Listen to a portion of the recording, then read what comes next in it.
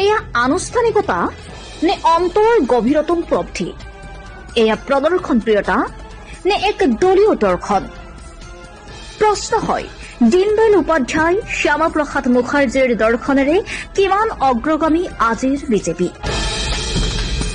ভাৰত মাতা কি জয়ধ্বনিৰে আকাশ বঁটা কঁপাই তোলে বিজেপিৰ নেতাই। मेरे साथ दोनों मुट्ठी बंद करके बोलिए, भारत माता की, भारत माता की। ভাৰত দেশ যদি মাতা হয়, সেই দেশৰ জনতা পুত্ৰ সন্তান নহবনে?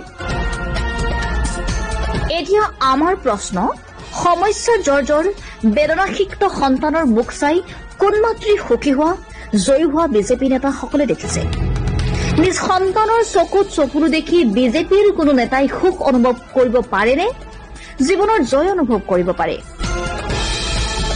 মূল্যবৃদ্ধি, নিবনুৱা সমস্যাৰ দৰে এশয়বুৰি সমস্যাই সৰিয়হ পেৰা দি জনতাক চেপি খুন্দি চকুলো নিগৰুৱাৰ সময়ত, জীৱনৰ গতি স্তব্ধ কৰি দিয়াৰ সময়ত সেই সন্তানৰ হাহাকাৰৰ মাজত দেশমাতৃৰ জয় কেনেকৈ হ'ব পাৰে বিজেপিৰ নেতাসকলে এবাৰ বুজাই দিবনে?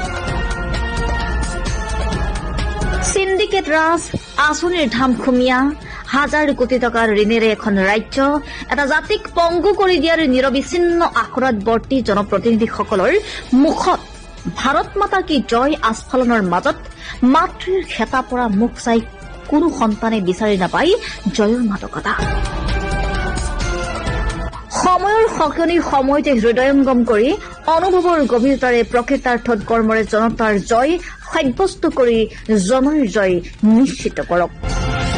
অন্যথা জনতাই এদিন কব, দীনদয়াল উপাধ্যায়, শ্যামা প্ৰসাদ মুখাৰ্জীৰ প্ৰতিচ্ছবিত ধূপ বন্তি প্ৰজ্বলন কৰাটো, ভাৰত মাতাৰ প্ৰতিচ্ছবিত মাল্যাপন কৰি উচ্চস্বৰে ভাৰত মাতা কি জয় ধ্বনি দিয়াটো বেপেৰুৱা মনোবৃত্তিৰে অভীষ্ট সিদ্ধিৰ এক আনুষ্ঠানিকতাহে আছিল, নাছিল জনতাৰ জীৱন পৰিৱৰ্তনৰ এক প্ৰতিশ্ৰুতিবদ্ধ প্ৰয়াস। News desk report, Assam live 7। আপুনি আপোনাৰ সন্তানৰ নামভৰ্তি কৰিলেনে? অপেক্ষা কিহৰ? স্বৰ্ণোজ্জ্বল গৌৰৱময়ী ইতিহাসেৰে, কঠোৰ সাধনাৰ অবিচলিত পথেৰে দশকজুৰি মানৱ সম্পদ গঢ়াৰ শুভ্ৰ ধ্বজা বহনকাৰী ঐতিহ্যমণ্ডিত আমগুৰি মহাবিদ্যালয় আপোনাৰ সন্তানৰ বাবে হ'ব পাৰে উন্নত শিক্ষা প্ৰদানেৰে উজ্জ্বল ভৱিষ্যত উপহাৰ দিয়া এখন পলসুৱা উপত্যকা। মহাবিদ্যালয়খনে উচ্চতৰ মাধ্যমিক চূড়ান্ত পৰীক্ষাত অসমৰ ভিতৰতে দ্বিতীয় আৰু সপ্তম স্থান দখল কৰি দুবাৰকৈ অঞ্চলটোলৈ গৌৰৱ কঢ়িয়াই আনিছে। 1967 চনতে প্ৰতিষ্ঠা লাভ কৰা মহাবিদ্যালয়খনে পঢ়া শুনাৰ ক্ষেত্ৰত কিছু পৰিমাণে দুৰ্বল ছাত্ৰ ছাত্ৰীৰ বাবে বিশেষ শ্ৰেণীৰ ব্যৱস্থা তথা বৃত্তিমুখী পাঠ্যক্ৰমৰ অন্তৰ্ভুক্তি মহাবিদ্যালয়খনৰ ইতিবাচক দিশ। নাকৰ দ্বাৰা এ গ্ৰেড লাভ কৰা আমগুৰি মহাবিদ্যালয়ত আপোনাৰ সন্তানটিক নামভৰ্তি কৰাই আপুনি সফলতাৰ অংশীদাৰ হোৱাৰ সুযোগ লাভ কৰিব পাৰে।